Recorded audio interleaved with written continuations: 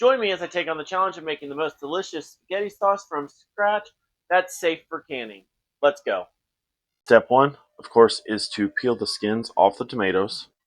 What you can do is throw these into a boiling water bath, pop them out, and then drop them into an ice water bath. Once they begin to split, drop them in the pan.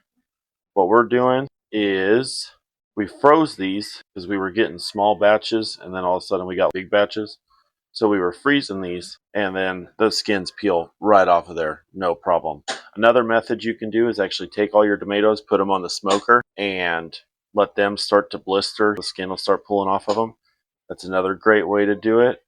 And then the super ultra easy lazy way is to just take all the tomatoes whole and put them in the great big 22 quart and then just strain them, and you can get all of that off in one go. But we're going to try to limit some of that by peeling them after freezing them today. Once you got a few of those peeled, you want to go ahead and decore them. And at this point, I like to actually quarter them, so that way they process out a little bit easier. Straight back in the pan, straight into the pig food. After about an hour, we got all of these done. We're going to put them to the heat. We're going to go with a really low heat for the beginning. Once they start getting going, we'll smash those down a little bit. Then we'll bring it to a rolling boil. It'll be ready to rock. Potato masher is your best friend. What I will say is once you get all this going and you're working on bringing it to a boil, stick with it, because as you can see, if you walk outside to do yard work for too long, you kind of crisp her up real good. So go ahead, make sure you stick with this while you're doing the boiling process. This is where I would recommend a big slow cooker, because that'll evenly distribute the heat, and then you can just walk through there and stir it every so often. But with a direct heat source like the stovetop we're doing, you kind of got to stick with it. Mistakes were definitely made, and I just wanted to put that out there. It was a rough lesson for me because that was a whole 11 quarts of tomatoes that I scorched. Once you get a rolling boil, we're going to go ahead, and this is an optional step, but we're going to take this and we're going to dump it into the big 22 quart, which I've put a colander on top of. This is going to be for initially getting that real thick stuff out of it. It'll get some of the seeds and whatnot, but not as great as a sieve will. And then we'll put it back, start warming this up, and start another batch of tomatoes, and we'll bring this down to a third. All right, now we're going to see if I can do this while quarting. Probably need something to grab it with because it's going to be hot. I never tried to dump 11 quarts of tomato juice like this. That was a trick all of its own. What we're going to do is we're going to take the spoon and we're just going to mix the bottom a little bit. And if you're doing cherry tomatoes in here as well, like you can see some of the golden sunrise plum or whatever those are. I'm pretty sure that's what they were called, are still hanging out in here. That gets some of those out of there. And if you were doing this with a sieve, you wouldn't have been able to get near as much in one sieve. And I think this sucker is just the right size.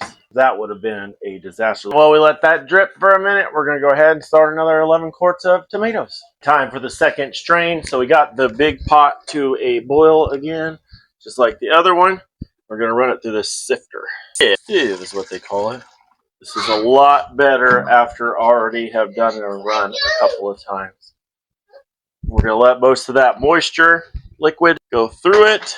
Finish pulping it, or however, get most of the seeds out is essentially what my goal is with this. But running the spoon through it will help it drain a little bit faster, and pushing some of the material through it, so that way we have a little bit thicker spaghetti sauce. So at this point, we've actually had 22 quarts of tomato juice pulp in the bucket, 22, or in the turkey fryer pan. We're just gonna sift this through, and then we'll start the rest of it. In a big old skillet, just separate from the other ones.